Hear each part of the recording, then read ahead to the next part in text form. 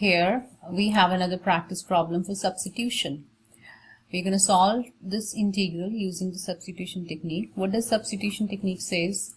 We try to find the inside function of the most complicated function in the integral, cosine square root t.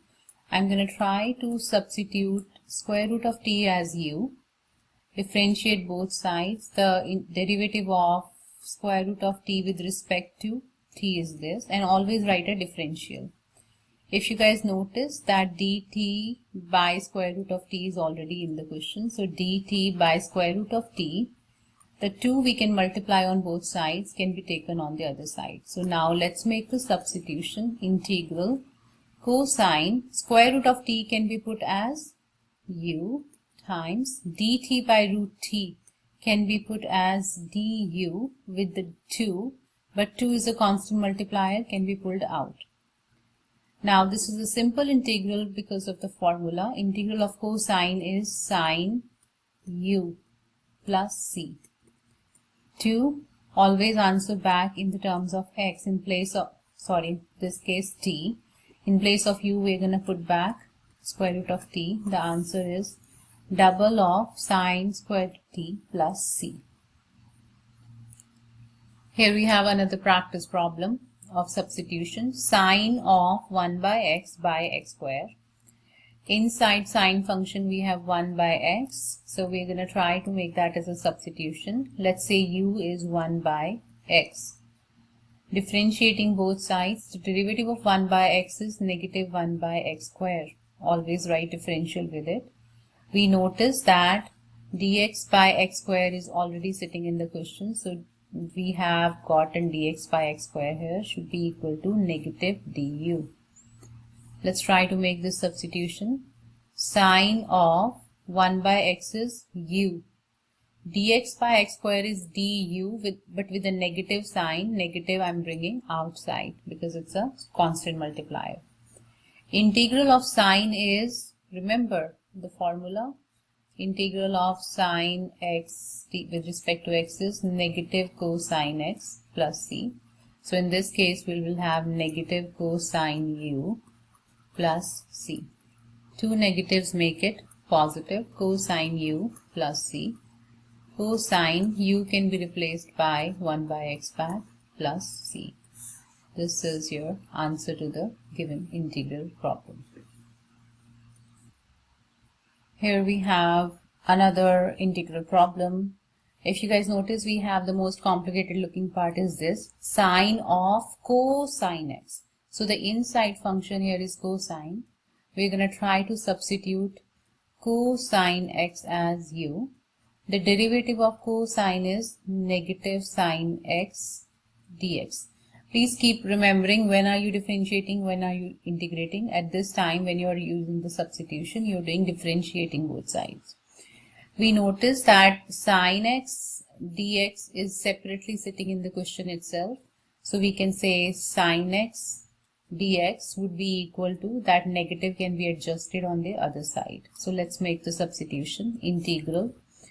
This sine x dx can be replaced by du with a negative sign, but this portion here can be written as sine of the cosine x is u now. Okay. Now this is integral of sine u with respect to u, negative outside. The integral of sine u is negative cosine u plus c. Negative negative positive cosine u plus c.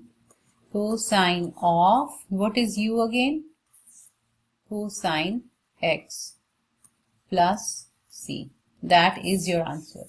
Don't, cosine of cosine is a composition function. Don't make it cosine square x. That would be wrong. This is it. You just leave this as the answer. Next integral problem is square root of cotangent x times cosecant square x. We see the complicated part is square root of cotangent x, and the inside part of that is cotangent. So I'm going to try to substitute u as cotangent x. When you differentiate both sides, the derivative of cotangent is negative cosecant square x dx, and we notice that cosecant square x dx is already sitting in the question. So cosecant square x dx would be written as negative du by adjusting negative on the other side. So what do we have integral here? Square root of, cotangent is named as u now.